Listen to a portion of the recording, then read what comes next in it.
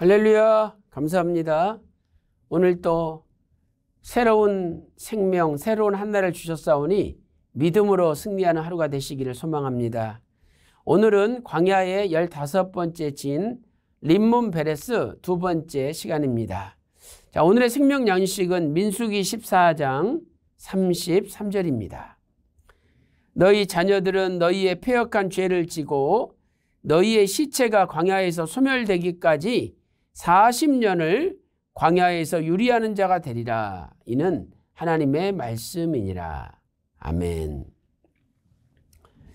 자, 우리가 림몬 베레스의 위치는 지난 시간에 살펴봤죠. 그래서 16번째 진친 장소가 림마인데 15번째 림몬 베레스는 림마의 서쪽에 위치하고 있는 것을 알 수가 있습니다. 자, 이제 오늘은 이 림몬 베레스에 오기까지의 과정에 담겨 있는 구속사적 교훈을 살펴보도록 하겠습니다. 자, 첫째로 하나님께서 40년 동안 광야에서 유리하게 된다라고 선고를 내리셨죠. 이 선고를 받은 이스라엘 백성들은 크게 슬퍼하였습니다. 자, 민수기 14장 33, 34절 말씀 보세요. 너희의 시체가 광야에서 소멸되기까지 40년을 광야에서 유리하는 자가 되리라라고 선고하셨습니다. 또 34절에는 그 땅을 탐지한 날수 40일의 하루를 1년으로 환산하여, 그래서 40일을 1일을 1년으로 계산하니까 40년이 된 거죠. 그래서 이 40년간 너희가 너희의 죄악을 질지라라고 말씀하셨습니다. 모세가 이 말로 이스라엘 백성들에게 고할 때 민수기 14장 39절 말씀 보니까 백성이 크게 슬퍼하였다라고 말씀하고 있습니다. 자, 그렇다면 큰 두 번째로 이스라엘 백성들이 크게 슬퍼한 이유는 무엇이 되겠습니까? 자, 첫 번째는 광야에서 하루 이틀도 아니고 1, 2년도 아니고 40년 유리해야 된다는 징벌을 받고 무척이나 불만스러웠기 때문입니다. 원래 이스라엘 백성들은 가나안으로 들어가지 않고 장관을 세워서 애굽으로 돌아가려고 했었죠. 그런데 이제 애굽으로 돌아가지도 못하고 이 험한 광야에서 40년을 왔다 갔다 해야 된다고 생각하니 너무나 슬펐던 것입니다. 민수기 14장 4절 5절 말씀 보세요. 이에 서로 말하되 우리가 한 장관을 세우고 애굽으로 돌아가자 하매 모세와 아론이 이스라엘 자손의 온 회중 앞에서 엎드린지라 라고 말씀하고 있습니다. 하나님께서 가나안으로 들여보내기 위해서 여기까지 왔는데 다시 애굽으로 돌아가자 그러니 이스라엘 백성들이 당할 심판이 얼마나 크고 무섭겠습니까? 그래서 모세와 아론은 이스라엘 백성이 당할 심판을 두려워하며 하나님께 기도하기 위하여 엎드렸던 것입니다. 이스라엘 백성들은 광야 40년 동안 유리할 뿐만 아니라 광야에서 다 죽는다는 하나님의 선고에 너무 그것이 가혹하다라고 생각을 했던 것입니다. 자, 민수기 14장 33절 말씀 보세요. 너희 자녀들은 너희의 패역한 죄를 지고 너희는 광야 1세대를 얘기하는 거죠. 너희의 시체가 광야에서 소멸되기까지 다 죽는다는 겁니다. 또 35절 나 여호와가 말하였거니와 모여 나를 거역하는 이 악한 온 회중에게 내가 단정코 이같이 행하리니 그들이 이 광야에서 소멸되어 거기서 죽으리라. 광야 1세대, 특별히 20세 이상 군대로 계수함을 받은 60만 3,550명, 민수기 1장 46절에 기록되어 있죠. 이 60만 3,150명이 여호수아 갈렙 두 사람을 빼놓고 전부 다 광야에서 죽는다고 하나님이 선언하셨습니다. 결국 60만 3,548명이 다 광야에서 죽는다는 것이죠. 이러한 하나님의 심판이 너무 가혹하다고 슬퍼했던 것입니다. 자, 그리고 나서 또 무슨 일이 있었습니까?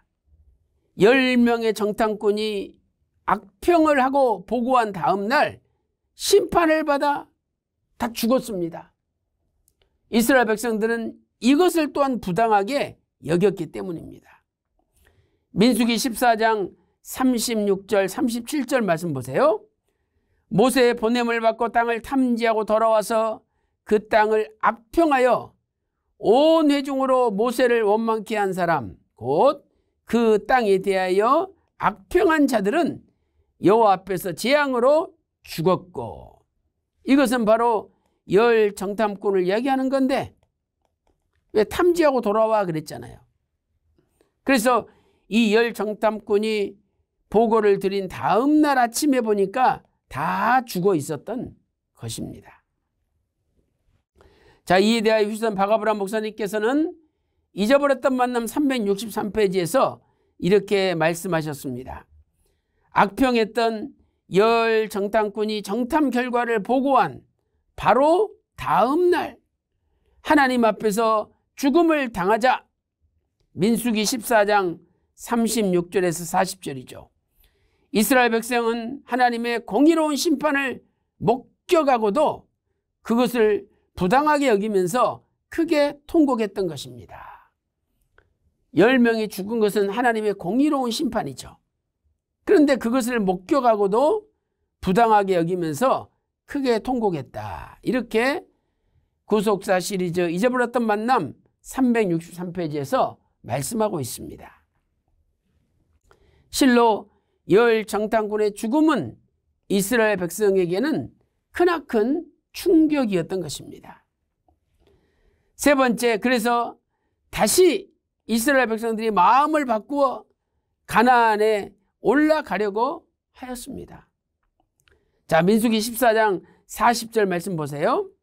아침에 일찍 일어나 산 꼭대기로 올라가며 가로되 보소서, 우리가 여기 있나이다.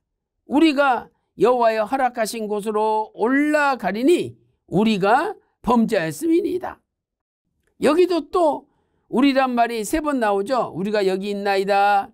우리가 여호와의 허락한 곳으로 올라가리니 우리가 범죄하였습니다. 가나안 땅에 올라가겠다고 선언합니다. 이미 자기들 마음이 결정한 거죠. 신명기 1장 41절 보세요. 너희가 대답하여 내게 이르기를 우리가 여호와께 범죄하였사오니 우리 하나님께서 우리에게 명하신 대로 우리가 올라가서 싸우리이다. 자, 또 여기도 우리가 4번 나오죠.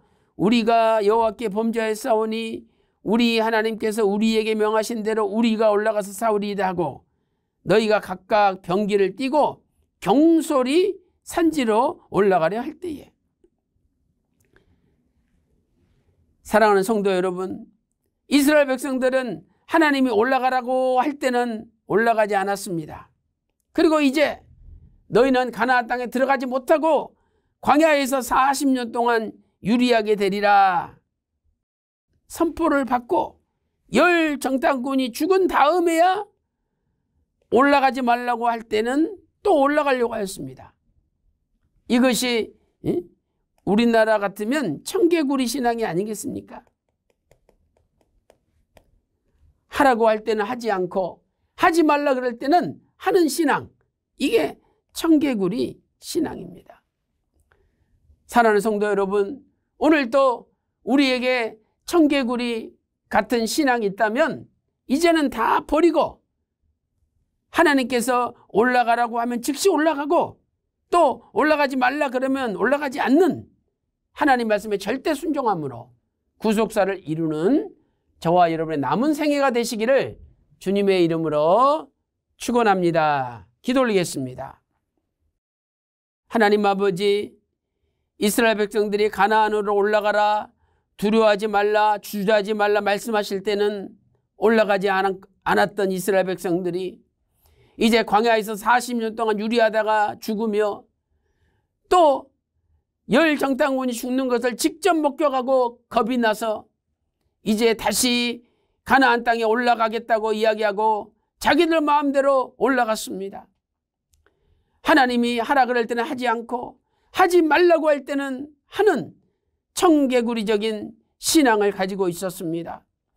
아버지 하나님, 우리 속에도 이러한 신앙이 있다면 다 소멸시켜 주시고 이제는 하나님께서 시키시는 대로 아멘하고 순종함으로 구속사를 이루는 우리 모두가 될 수 있도록 인도하여 주시옵소서. 오늘 하루도 아버지 말씀에 순종하는 믿음의 한날이 되기를 간절히 소망하며 이 모든 말씀 존귀하신 우리 주 예수 그리스도 이름으로 간절히 기도 올리옵나이다. 아멘.